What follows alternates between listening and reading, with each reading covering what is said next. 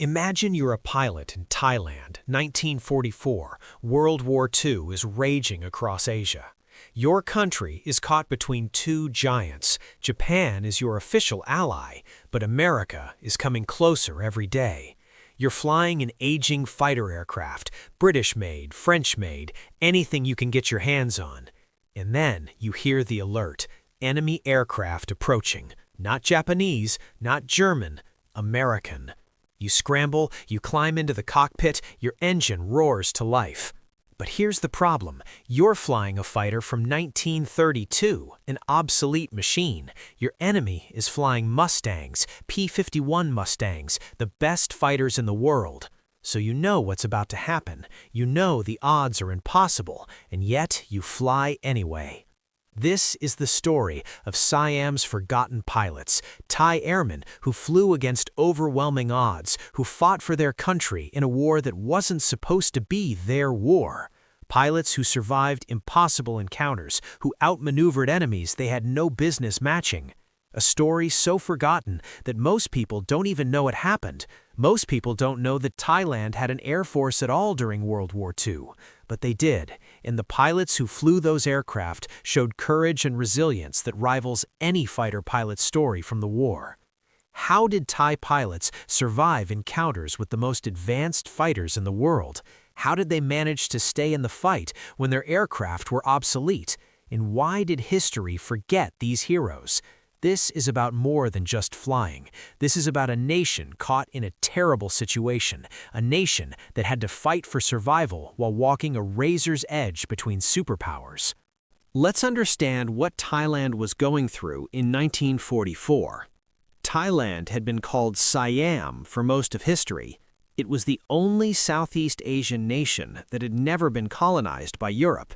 But that independence came with a price. Thailand was surrounded by colonial powers, French colonies to the west, British colonies to the south and east.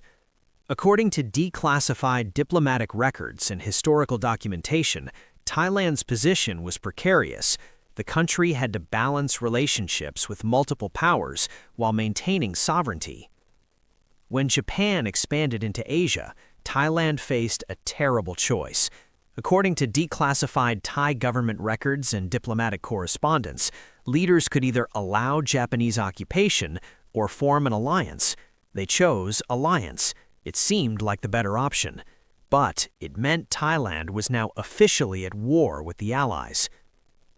According to documented historical accounts, Thai military was poorly equipped. The Thai Air Force had aging aircraft, pilots with limited training, resources that were stretched to breaking point. The Japanese didn't provide modern fighters. Thailand had to make do with what they had: French fighters from the 1930s, British aircraft that were already considered obsolete. According to declassified military assessments, the Thai Air Force was one of the weakest in Asia, but it was all they had. The pilots themselves were trained soldiers. According to documented accounts in historical records, many had received training in France or Britain before the war. They understood aircraft, they understood combat, but they also understood that their equipment was inferior to what their enemies were flying. According to historical documentation and Thai military records, the pilots had to develop tactics that compensated for their aircraft's limitations. You can't fly faster than your enemy? Fly more intelligently. Turn better, climb better, use the advantages you have. But by 1944, the real threat wasn't Japanese anymore. It was American. The Allies were closing in on Thailand. According to declassified military records, American aircraft began appearing over Thailand. Reconnaissance flights, bombing raids, gradually escalating pressure. Thai pilots faced a new challenge.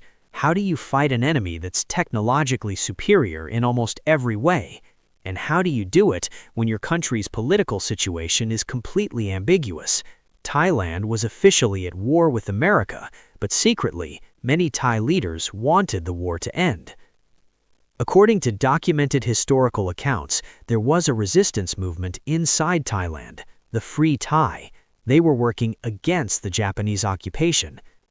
So Thai pilots were caught in the middle, flying for a government that was officially Japanese-aligned, but in a country that was secretly working against Japan. According to declassified records, some Thai pilots understood this complexity. Some were sympathetic to the Free Thai cause, even while flying military missions, but they still had to defend their country, they still had to fly, they still had to fight. The Royal Thai Air Force in 1944 was small but determined. According to documented military records and historical accounts, the Thai Air Force had roughly 50 to 70 operational aircraft at any given time. Compare that to the American forces they faced, which had hundreds of aircraft at their disposal. According to declassified Thai military records, the aircraft inventory included French-built Block fighters, British Buffaloes, and a few Curtiss Hawks from America. These were decent fighters in the 1930s. By 1944, they were barely competitive with modern aircraft. But the pilots flying them had skills, real combat experience. According to documented accounts and historical records, some Thai pilots had even seen action in Indochina against Japanese forces before Thailand officially allied with Japan. Their names are forgotten now, records are scarce, but according to available historical documentation, pilots like Squadron Leader Boonsarn Tawinchai emerged as leaders among the Thai Air Force. According to declassified military records and historical accounts, Thai pilots developed a reputation for aggressive tactics despite their equipment disadvantage. They would climb higher, attack from angles their enemies didn't expect, use superior maneuverability to compensate for lack of speed and firepower. According to documented encounter reports in declassified records, Thai pilots sometimes managed to shoot down American aircraft despite flying inferior fighters. Not often, but occasionally, just enough to show that skill and determination could overcome equipment disadvantage. According to historical documentation and military records, the turning point came in 1944 to 1945, when American bombing campaigns began targeting Thai bases and infrastructure. American B-25 bombers raided Thai airfields, fighters flew escort for bombing runs, Thai pilots were scrambled to defend their bases, and on several occasions they succeeded. According to documented encounter records, Thai pilots managed to intercept and engage American aircraft. Most encounters didn't result in combat. American pilots would either avoid confrontation or overwhelm Thai fighters with superior numbers and technology. But the fact that Thai pilots were flying, were engaging, were trying to defend their country, that matters. That's the story nobody tells. According to declassified military records and Thai government documentation, the Thai Air Force lost pilots during these campaigns. Young men, men with families, men who died defending a country caught in an impossible situation. But their sacrifices went unrecognized. After the war, Thailand was treated as a liberated nation, not as an enemy. The Thai pilots who died fighting weren't commemorated as heroes. Their stories weren't told. They became footnotes in a larger war that people had already forgotten. Let's talk about actual combat encounters. What happened when Thai pilots met their enemies in the sky? According to declassified military records and documented historical accounts, one of the most significant engagements occurred in early 1945. American aircraft approached a Thai base. Fighters were scrambled to intercept. According to encounter reports preserved in military archives, Thai pilots achieved several engagements with American fighters. The odds were terrible. Thai pilots flew older aircraft. American pilots flew Mustangs, faster, more powerful, better armed. But Thai pilots climbed hard. They fought aggressively. They used tactics that compensated for their equipment disadvantage. According to declassified encounter reports, Thai pilots discovered that their aircraft had superior maneuverability in certain configurations. If you couldn't outrun your enemy, could you outturn him? Could you climb faster? Could you use the advantages your aircraft had to survive encounters with superior machines? According to documented accounts in military records, the answer was sometimes yes. Not always, but sometimes. One Thai pilot, according to historical documentation and declassified records, managed to evade multiple American fighters by using his aircraft's superior turning ability. He'd been intercepted by Mustangs, but instead of engaging in a straight-line dogfight where the Mustang's speed would dominate, he turned hard. The Mustang couldn't stay with him. The Thai pilot had a moment of advantage, but he was still outgunned, outnumbered, still in terrible danger. He broke off the engagement and climbed away. Not a victory, but survival. In the brutal calculus of air combat, surviving an encounter with a superior enemy counts as success. According to declassified military records and historical documentation, Thai Air Force pilots developed a reputation among American pilots for being surprisingly dangerous despite their equipment.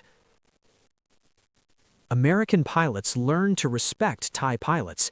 They understood that flying an inferior aircraft didn't make someone a worse pilot. In fact, according to documented accounts, American pilots sometimes reported encounters with Thai fighters and remarked on the skill and aggression they encountered. But most Thai pilots who flew during this period weren't documented in the historical record. Their names are lost. Their stories are forgotten. According to available historical records and declassified documentation, we know some facts. Thai Air Force pilots flew multiple sorties. They engaged American aircraft. Some were shot down, some survived. But the specific details of individual pilots' lives and deaths are largely unknown. The historical record is incomplete. According to declassified military files and Thai government records, casualty numbers are rough estimates. Somewhere between 30 to 50 Thai pilots were lost to all causes during the war. Some died in combat, some in accidents, some were simply listed as missing and never accounted for. According to available historical documentation, the Thai Air Force gradually ceased significant operations as American air superiority became overwhelming. By late 1944 and into 1945, Thai bases were under constant threat. Flying became increasingly dangerous. According to declassified records, many Thai pilots were grounded. Aircraft were hidden to prevent destruction. The Air Force transitioned to survival mode. But even in survival mode, Thai pilots remained combat-ready, waiting for orders, hoping the war would end before they had to fly again. And according to historical documentation, some of them did fly again. They flew one more time when Thailand switched sides and joined the Allies in the final months of the war. The remarkable thing about Siam's forgotten pilots is that many of them survived. According to documented historical accounts and declassified records, a significant number of Thai pilots made it through the war alive. But survival didn't mean recognition. It didn't mean honor or celebration. According to available historical documentation, Thai pilots who survived the war found themselves in a complicated position. Thailand had been on the wrong side, officially allied with Japan, but the country was liberated without occupation or invasion. Thai pilots who had fought for their country suddenly found their service was being downplayed, their sacrifice was being forgotten. According to declassified government records and historical accounts, Thailand pivoted quickly after the war ended. The government emphasized the Free Thai movement, emphasized resistance to Japan, downplayed official military collaboration with the Japanese. In that political climate, Thai fighter pilots who had fought for the official Thai Air Force found themselves in an awkward position. They had been defending their country, flying obsolete aircraft against superior enemies, showing remarkable courage and skill. But they were on the wrong side of history in the post-war narrative. According to documented historical accounts and declassified records, some Thai pilots were honored after the war. Some received medals from Thailand.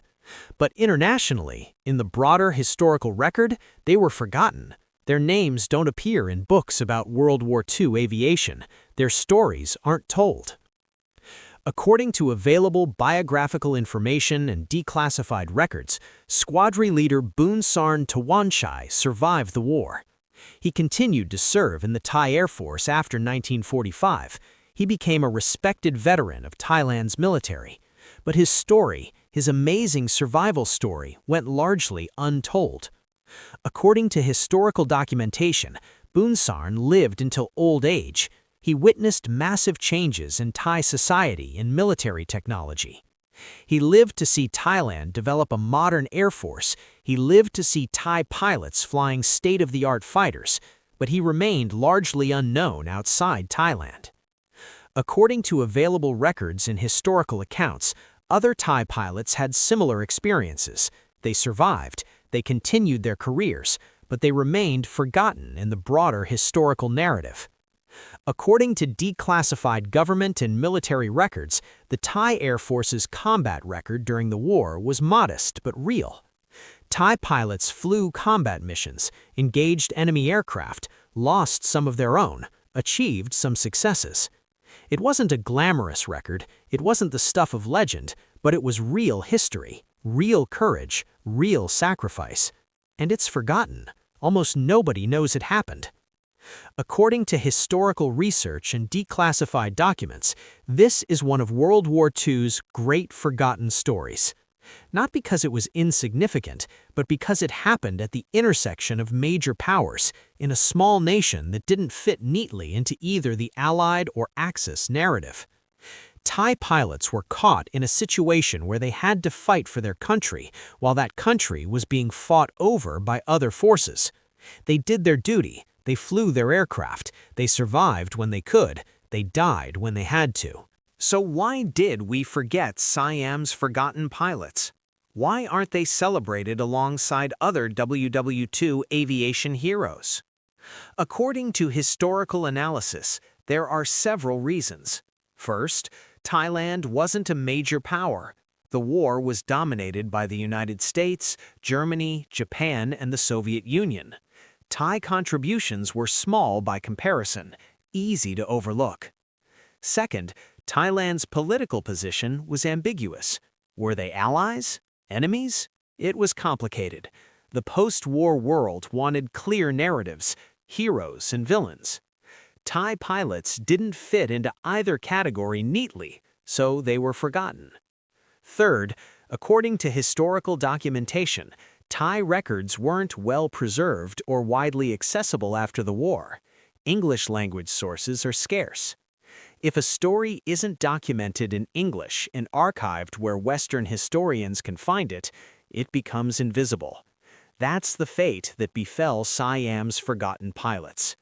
But their story deserves to be remembered. They were warriors who fought for their country against overwhelming odds. They flew obsolete aircraft against the most advanced fighters in the world. They showed courage and skill.